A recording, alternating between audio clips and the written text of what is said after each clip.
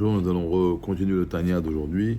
Le mercredi, le 1er Tevet 5284. Le shiur sera pour le mérite de Dan Moshe Ben Chaya Miriam et de mes enfants qui sont au front à Gaza, Menachem Mendel et Shneur Zalman Bnei Dvorah Ruth, et tous les soldats de l'armée d'Israël, que Hachem les protège et les soutient. Alors, l'Admour Zaken continue à expliquer que bien qu'a priori, lorsqu'on parle de vêtements, c'est des choses qui sont superficielles, qui ne sont pas quelque chose d'essentiel chez l'être humain. Bon, ces vêtements, c'est quelque chose d'extérieur à lui-même. Mais dans le cas de la Neshama, les vêtements de l'âme qui sont la pensée, parole et action dans la Torah, de ce dont nous avons parlé hier, alors là, ces vêtements ont une grande importance. Et on a expliqué hier déjà pourquoi, parce que la Neshama, lorsqu'elle est descendue dans le corps, elle est limitée par le corps. C'est tel que le Créateur a pris un niveau de créature. Maintenant, il faut savoir que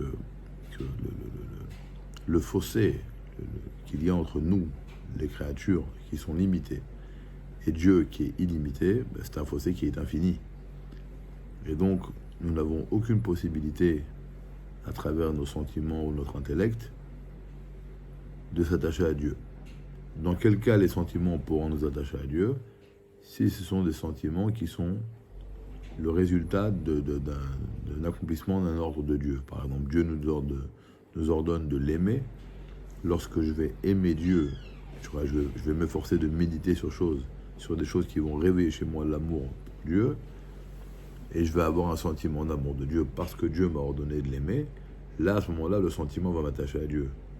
Mais un sentiment à l'état pur qui n'est pas l'accomplissement d'un ordre de Dieu ne peut en aucun cas nous attacher à Dieu. C'est-à-dire que l'homme n'a pas des réceptacles qui peut, de sa propre initiative, mettre en place et penser que ces réceptacles vont l'attacher avec Akadosh Baruch Hu. C'est comme si je demande à quelqu'un de construire un pont qui va le relier à un autre endroit qui est à une extrémité de 100 km, 1000 km ou même 20 000 km, il peut le faire. Et si je dis, voilà, toi tu trouves ici, il y a un point qui est à l'infini, et je voudrais que tu arrives à ce point infini, on ne peut pas arriver à l'infini. Alors comment on peut arriver à l'infini? Si on va utiliser les ustensiles que Hachem a mis pour nous. Ça, c'est la Torah, les mitzvot. C'est un pont qui commence chez lui et qui arrive chez nous. Parce que comme Dieu l'Admour Zaken dit, là où on voit l'infinité de Dieu, on voit également sa petitesse. Ça veut dire quoi? Dieu, il est tellement infini qu'il est capable de se rétracter dans les détails. Il est tellement infini qu'il peut être limité. Alors c'est la fameuse phrase qui ramène dans la Kabbalah, que si on dit que Dieu est illimité, mais on dit qu'il n'est pas limité, sans s'en rendre compte, on l'a limité. Parce que dire sur Hachem qu'il n'est pas quelque chose, c'est le limiter. Dieu dit ce qu'il veut, il est illimité, il est au-dessus de ces deux notions. Il est au-dessus de la notion de l'illimité et au-dessus de la notion du limité. Donc c'est pour ça qu'il est capable de prendre ces deux contraires et de les unir. Et ça, ce sera donc la Torah et les mitzvot qui sont une seule chose avec Dieu, comme on a déjà dit dans le Pérec 2, que Dieu il est celui qui sait, il est le connaisseur, il est la connaissance et il est l'intellect. Il n'est pas Dieu, c'est l'unité par excellence. Il n'est pas composé de petits détails, c'est pas un puzzle qui a été monté avec des détails. Comme être humain, il y a moi, il y a mon intellect, il y a les choses que j'apprends que je connaissais pas avant de les connaître, et après que je les ai connues, je peux encore les oublier. Alors que chez Dieu, lui, sa connaissance et son intellect sont une seule chose. On est déjà conscient, on en a déjà parlé, que l'être humain n'a aucune chance de comprendre cette notion. C'est une notion qui dépasse la logique humaine. Et donc, Dieu, qu'est-ce qu'il a fait? Il s'est rétracté. Alors là, le mot Aken, il ramène un mot, il dit Tzimtzem Akadosh Bo. Dieu, il a rétracté sa volonté et son intellect dans les 613 mitzvot et dans le Chumash, dans le Tanakh, également dans la Torah orale. Bien également dans la Torah orale, dans tout ce qui est Torah. Alors ici, le mot rétracté ne veut pas dire, n'a pas le sens normal, le sens habituel. On sait que quand on parle de rétraction, on parle donc de diminution de l'intensité de la lumière. Mais là, ici, le mot Tzimtzem, ce n'est pas son sens. Lorsque Dieu se dévoilait dans le Saint des Saints, là-bas, il y avait l'arche dans laquelle il y avait les tables de la loi, il y avait des bâtons, des badim sur le côté de l'arche. Et là-bas, c'est écrit que Tzimtzem et Shrinato ben Badé Aaron. Que Dieu, il rétractait sa Shrina à cet endroit-là du Saint des Saints. Mais là-bas, on sait tous que le mot Tzimtzem ne veut pas dire qu'il a rétracté, qu'il a atténué l'intensité de son dévoilement, mais au contraire, là-bas, Dieu s'est complètement dévoilé. Alors, c'est quoi le mot Tzimtzum ici? C'est que Dieu, il s'est complètement investi, il s'est complètement déposé dans cet endroit-là. Ben, c'est la même façon. Dieu, il s'est complètement investi dans la Torah.